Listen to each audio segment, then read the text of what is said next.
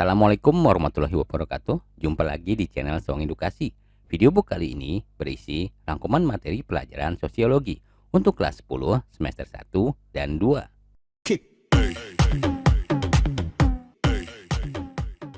Daftar isi video book. Bab 1, Sosiologi dalam kehidupan. Bab 2, Nilai dan norma sosial. Bab 3, Tindakan dan interaksi sosial. Bab 4, Dinamika kehidupan sosial. Bab 5, Sosialisasi dan pembentukan kepribadian. Bab 6, Perilaku menyimpang dan sikap antisosial. Bab 7, Pengendalian kehidupan bermasyarakat. Namun sebelum mulai, jangan lupa untuk klik like, share, dan subscribe. Bab 1, Sosiologi dalam kehidupan. Sosiologi adalah ilmu pengetahuan yang membahas serta mempelajari manusia sebagai anggota golongan atau masyarakat, tidak sebagai individu yang terlepas dari golongan atau masyarakatnya, serta ikatan-ikatan adat, kebiasaan, kepercayaan atau agama, tingkah laku, dan kesenian atau kebudayaan. Faktor yang melatar belakangi lahirnya ilmu sosiologi adalah terjadinya berbagai krisis yang ada dalam kehidupan masyarakat pasca revolusi industri dan revolusi Prancis. Kajian sosiologi adalah masyarakat dilihat dari sudut hubungan antar manusia dan proses yang timbul akibat adanya hubungan manusia tersebut di dalam masyarakat. Hakikat sosiologi adalah sebagai berikut. Sosiologi merupakan ilmu sosial. Sosiologi merupakan disiplin ilmu yang kategoris. Sosiologi merupakan ilmu murni. Sosiologi merupakan ilmu pengetahuan abstrak. Sosiologi merupakan ilmu pengetahuan yang mencari pengertian dan pola-pola yang umum. Sosiologi merupakan ilmu pengetahuan yang bersifat umum. Metode dalam sosiologi terbagi atas metode kuantitatif dan kualitatif. Di samping itu, ada metode lain, yaitu metode induktif, deduktif, fungsionalisme, empiris, dan rasionalistis. Dengan mempelajari sosiologi, kita akan menjadi tahu peranan, kedudukan, dan bagaimana kita harus berperilaku dalam masyarakat. Bab 2, Nilai dan norma sosial. Nilai adalah sesuatu yang dianggap berharga, baik, dan luhur, sehingga masyarakat menempatkan nilai dalam posisi yang paling tinggi dalam kehidupan. Nilai sosial memiliki ciri-ciri sebagai berikut. Pertama, konstruksi masyarakat yang tercipta melalui interaksi sosial antar warga masyarakat. Kedua, ditularkan bukan dibawa sejak lahir. Ketiga, terbentuk melalui proses belajar. Keempat, memuaskan manusia dan dapat membantu manusia dalam memenuhi kebutuhan-kebutuhan sosialnya. Kelima, setiap kebudayaan memiliki sistem nilai sosial yang berbeda dan bervariasi. Keenam, mempunyai pengaruh yang berbeda terhadap setiap orang dalam masyarakat. Ketujuh, mempengaruhi perkembangan pribadi seseorang. Kedelapan, merupakan asumsi-asumsi dari bermacam-macam objek dalam masyarakat. Fungsi nilai sosial diantaranya adalah sebagai berikut. Sebagai petunjuk arah dan pemersatu, sebagai benteng perlindungan, sebagai pendorong, untuk menyumbangkan seperangkat alat untuk menetapkan harga sosial dari suatu kelompok, mengarahkan masyarakat dalam berpikir dan bertingkah laku, penentu terakhir bagi manusia untuk memenuhi peranan-peranan sosialnya, alat solidaritas di kalangan anggota kelompok, pengawas perilaku manusia. Norma adalah patokan-patokan yang berisi perintah maupun larangan yang ditetapkan berdasarkan kesepakatan bersama dan bermaksud untuk mengatur setiap perilaku manusia di dalam masyarakat guna mencapai ketertiban dan kedamaian. Fungsi norma sosial diantaranya adalah sebagai berikut. Fungsi yang pertama sebagai pedoman hidup yang berlaku bagi semua anggota masyarakat pada wilayah tertentu. Kedua, memberikan stabilitas dan keteraturan dalam kehidupan bermasyarakat. Ketiga, mengikat warga masyarakat. Fungsi yang keempat, menciptakan kondisi dan suasana yang tertib dalam masyarakat. Fungsi yang kelima, adanya sanksi yang tegas akan memberikan efek jera kepada para pelanggarnya. Bab 3. Tindakan dan interaksi sosial. Tindakan sosial adalah suatu perbuatan atau aktivitas manusia yang dilakukan dengan berorientasi pada atau dipengaruhi oleh orang lain. Interaksi sosial adalah hubungan-hubungan dinamis yang menyangkut hubungan antara individu dengan individu, antara individu dengan kelompok, atau antara kelompok dengan kelompok, baik berbentuk kerjasama, persaingan, maupun pertikaian. Ciri-ciri interaksi sosial adalah sebagai berikut. Jumlah pelaku lebih dari satu orang. Ada komunikasi antar pelaku dengan menggunakan simbol-simbol. Ada dimensi waktu, masa lampau, masa kini, dan masa mendatang yang menentukan sifat aksi yang sedang berlangsung. Ada tujuan tertentu, terlepas dari sama atau tidaknya tujuan tersebut dengan yang diperkirakan oleh pengamat. Syarat utama terjadinya interaksi sosial adalah adanya kontak sosial dan komunikasi. Kontak sosial merupakan suatu gejala sosial di mana orang dapat mengadakan hubungan dengan pihak lain tanpa mengadakan sentuhan fisik. Komunikasi adalah tindakan seseorang menyampaikan pesan terhadap orang lain dan orang lain itu memberi tafsiran atas sinyal tersebut serta mewujudkannya dalam perilaku. Proses asosiatif adalah proses sosial yang di dalamnya ada usaha untuk menyatukan dan meningkatkan solidaritas di antara anggota kelompok, di mana bentuknya antara lain kerjasama, akomodasi, asimilasi, dan akulturasi. Proses disasosiatif adalah proses sosial yang cenderung membawa anggota masyarakat ke arah perpecahan dan merenggangkan solidaritas di antara anggotanya, di mana bentuknya antara lain persaingan, kontravensi, dan konflik atau pertikaian. Status adalah posisi sosial yang merupakan tempat di mana seseorang menjalankan kewajiban-kewajiban dan berbagai aktivitas lain, dan sekaligus merupakan tempat bagi seseorang untuk menanamkan harapan-harapan. Peranan adalah perilaku yang diharapkan oleh pihak lain dalam melaksanakan hak dan kewajiban sesuai dengan status yang dimilikinya. Bab 4. Dinamika kehidupan sosial. Perubahan sosial adalah perwujudan dari dinamika kehidupan sosial di dalam masyarakat.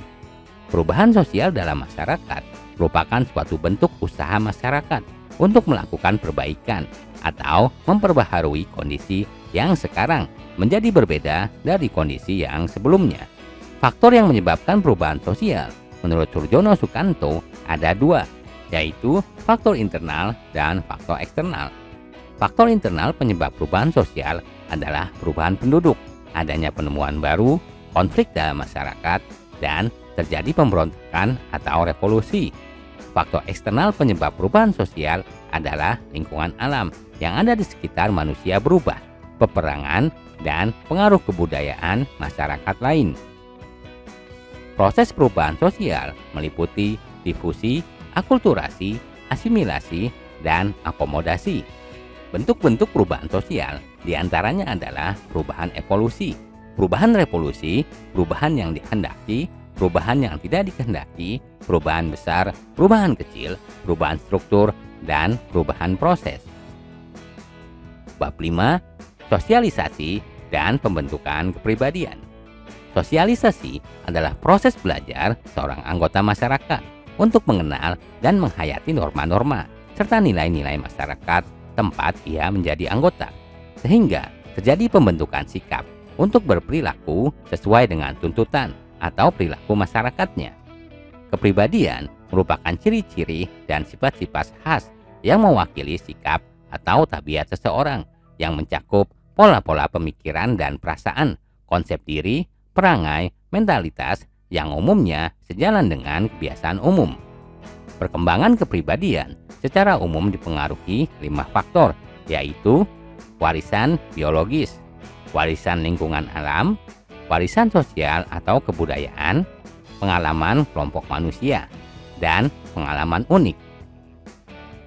Teori tabula rasa menekankan pada pembentukan kepribadian yang hanya ditentukan oleh lingkungan, karena pada dasarnya individu yang lahir tidak memiliki pembawaan atau bakat apapun.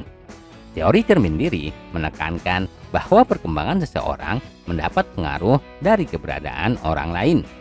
Teori diri antisosial menekankan bahwa dalam diri seseorang terdapat 3 unsur, yaitu ID, superego, dan ego.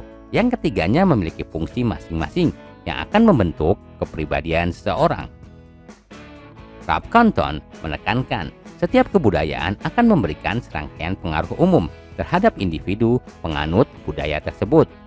Surjono Sukanto mengatakan bahwa ada kebudayaan khusus yang mempengaruhi bentuk kepribadian manusia, yaitu kebudayaan khusus berdasarkan kedaerahan, cara hidup, kelas sosial, agama, dan pekerjaan atau keahlian. Bab 6. Perilaku menyimpang dan sikap antisosial. Perilaku menyimpang yang lazim disebut dengan nonkonformitas merupakan tindakan yang dilakukan oleh individu perorangan atau kelompok dalam masyarakat untuk menghindar dari nilai dan norma. Perilaku yang tidak sesuai dengan nilai dan kaidah dinamakan menyimpang, atau suatu perbuatan disebut menyimpang bila mana perbuatan ini dinyatakan sebagai menyimpang. Terjadinya penyimpangan sosial diakibatkan oleh beberapa faktor, yaitu adanya perubahan norma-norma dari suatu periode ke periode waktu lain. Tidak ada norma atau aturan yang bersifat mutlak yang bisa digunakan untuk menentukan benar tidaknya kelakuan seseorang. Norma sesuai dengan masyarakat dan kebudayaan masyarakat yang berbeda satu sama lain. Individu-individu yang tidak mematuhi norma disebabkan karena mengamati orang-orang lain yang tidak mematuhi atau karena mereka tidak dididik untuk mematuhi peraturan. Teori-teori penyimpangan yaitu teori biologis, yaitu melihat faktor biologis sebagai penyebab dari sebagian besar tindakan penyimpangan. Teori psikologi, teori ini menganggap bahwa ketidakmampuan menyesuaikan diri secara psikologislah yang merupakan penyebab penyimpangan. Teori sosialisasi, teori ini menghubungkan penyimpangan dengan ketidakmampuan untuk menghayati nilai dan norma yang dominan di masyarakat. Ketidakmampuan mungkin disebabkan oleh sosialisasi dalam kebudayaan yang menyimpang. Selanjutnya, teori anomi. Teori ini menyatakan bahwa masyarakat kompleks cenderung menjadi masyarakat tanpa norma yang tidak memberikan pedoman jelas yang dapat dipelajari dan dipatuhi orang. Teori reaksi masyarakat. Teori ini memusatkan perhatian pada pembuat peraturan dan para pelanggar peraturan. Pemberian cap menyimpang pada seseorang seringkali merubah perlakuan masyarakat terhadap orang itu. Teori konflik. Teori konflik menilai penyimpangan diawali dengan adanya pertentangan norma antara berbagai kebudayaan khusus yang berlainan. Teori konflik kelas sosial melihat penyimpangan bermula dari adanya perbenturan kepentingan antara kelas-kelas sosial yang berbeda. Teori pengendalian. Teori ini menghubungkan penyimpangan dengan lemahnya ikatan-ikatan dengan lembaga-lembaga sosial di masyarakat seperti keluarga, sekolah, dan pekerjaan. Penyimpangan individual dilakukan oleh individu atau orang perorangan. Tujuan individu melakukan penyimpangan didasarkan karena ia sebagai pribadi tidak dapat menyesuaikan dengan nilai dan norma, atau dengan sengaja melakukan tindakan penyimpangan dengan melanggar tata nilai dan peraturan. Penyimpangan kelompok dilakukan oleh sekelompok orang yang tidak mematuhi nilai dan norma yang berlaku dalam masyarakat. Pelaku penyimpangan kelompok ini melakukan tindakan menyimpang karena perasaan kolektif yang dimiliki oleh anggota kelompok, dan perasaan itu tidak memiliki kesamaan dengan anggota lain di luar kelompoknya. Perilaku penyimpangan tidak sepenuhnya mendapat penolakan dari masyarakat. Masyarakat akan memberikan toleransi terhadap beberapa perilaku penyimpangan karena dapat berfungsi sebagai bentuk pengendalian sosial. Dalam hal ini, kita dapat melihat bentuk-bentuk penyimpangan sosial sebagai berikut, yaitu perilaku penyimpangan primer dan sekunder. Bab 7. Pengendalian kehidupan bermasyarakat. Masyarakat adalah sekumpulan manusia yang secara relatif mandiri, yang hidup bersama-sama cukup lama, yang mendiami suatu wilayah tertentu, memiliki kebudayaan yang sama, dan melakukan sebagian besar kegiatan dalam kelompok itu. Masyarakat sebagai suatu sistem selalu mengalami dinamika yang mengikuti hukum sebab akibat. Apabila ada perubahan pada salah satu unsur atau aspek, maka unsur yang lain akan menerima konsekuensi atau akibatnya, baik yang positif maupun yang negatif. Menurut Charles P. Loomis, masyarakat sebagai suatu sistem sosial harus terdiri dari 9 unsur, yaitu 1. Kepercayaan dan pengetahuan. 2. Perasaan. 3. Tujuan. 4. Kedudukan dan peran. 5. Kaidah atau norma. 6. Tingkat atau pangkat. 7. Kekuasaan. 8. Sanksi. Dan 9. Fasilitas atau sarana.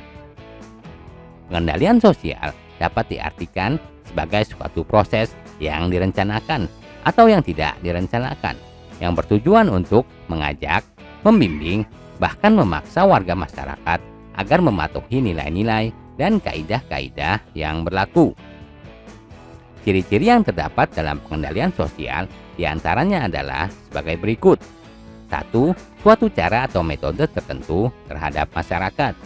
2. Bertujuan mencapai keserasian antara stabilitas dengan perubahan-perubahan yang terus terjadi di dalam suatu masyarakat. 3. Dapat dilakukan oleh suatu kelompok terhadap kelompok lainnya atau oleh suatu kelompok terhadap individu. 4. Dilakukan secara timbal balik meskipun terkadang tidak disadari oleh kedua belah pihak.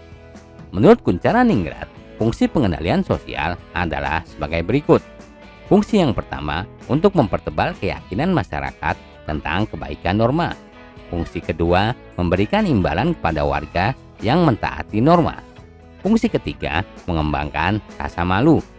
Fungsi keempat mengembangkan rasa takut. Fungsi kelima menciptakan sistem hukum. Terima kasih telah menyaksikan video ini. Sampai jumpa di video lainnya. Jangan lupa untuk klik like, share, dan subscribe.